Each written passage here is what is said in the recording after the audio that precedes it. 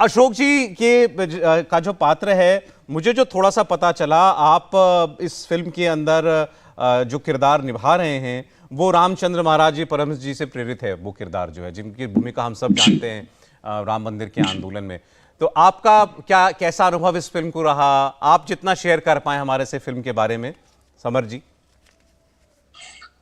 सौरभ जी, सबसे पहले प्रणाम, जय सिया राम सबको। प्रणाम आपको। एक अभिनेता होने के नाते मैं, हमारे आराध्य जो है प्रभु राम के बारे में तो सारी दुनिया जानती है। अब मैं हमारे फिल्म के बारे में कुछ बातें कहना चाहूंगा। सर, ये इतिहास के कुछ ऐसे पन्ने हैं जो पिछले 505 वर्षों से हमारे साथ है, और 695 ये जो हमारा जो टाइटल है, इसकी कहानी तो मनोज जी ने अभी विस्तृत रूप में आपको बताई कि 6 दिसंबर को बाबरी मस्जिद, जिसे हम सभी लोग ढांचा कहते हैं, वो ध्वस्त किया गया था। बाद में 9 नवंबर को सुप्रीम कोर्ट का आदेश आया था और 5 अगस्त को प्रधानमंत्री जी, उन्होंने भूमि का पूजन किया था।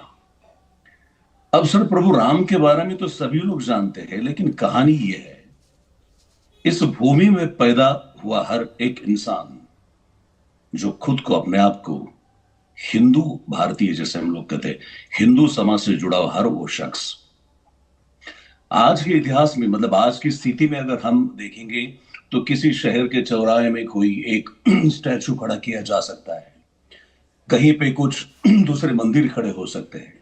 ये लोगों के लिए आम बात है, नॉर्मल चीज है सब। मतलब आजकल सभी नेतागण अपने अपने क्षेत्र के अंदर इस तरह का छोटा मोटा काम तो सभी लोग करते हैं, लेकिन ये कहानी है क्या एग्जैक्टली? मतलब आज 22 जनवरी को जो प्रतिष्ठापना होने जा रही है, उसके पीछे की पूरी जो कहानी है, वो कहानी क्या है?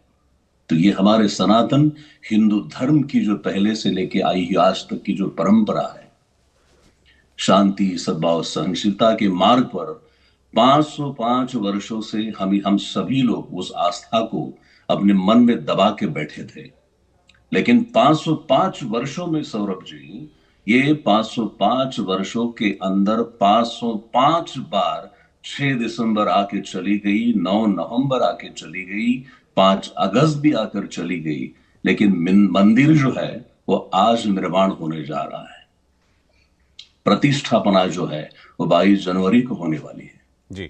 और मेरे चरित्र की अगर मैं बात कहूंगा तो गुरु और शिष्य का जो एक नाता है हमारे सनातन हिंदू धर्म की परंपरा में, जिन लोगों ने मंदिर निर्माण की आस्था के लिए उस दिन से लेके आज तक अपने विचारों की जो एक लड़ाई लड़ते रहे, ये सारे लोग, जिसमें प्रभु रामचंद्र दास परमहंस जैसे एक इंसान, एक महंत, जिनकी विचारधारा को पोर्ट्रे करने का सौभाग्य मुझे प्राप्त हुआ। 3 स्टेज में मैं अपना कैरेक्टर निभा रहा हूं। 35-40 का एक वयोगट है, बाद में 65-70 के आसपास का एक है, और बाद में 82-83 के आसपास का एक वयोगट है। सर, ये फिल्म जो है ना, ये मेरे ख्याल से ये एक विचार है।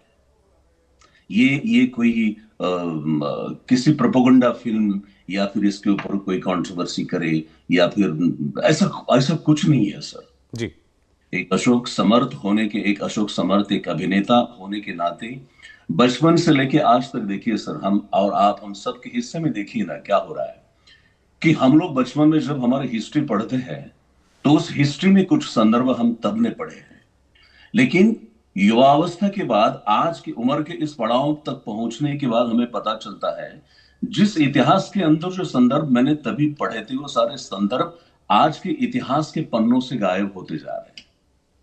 सही बात है। तो हम लोग, यानी कि आज की पीढ़ी को हम लोग कौन सा इतिहास हम दिखाने की कोशिश करेंगे? उनको हम क्या कहें कि ये किताब आप उठा लो और ये पढ़ लो? बिल्कुल सर, इतनी गंभीरता वाली बात है कि मतलब ये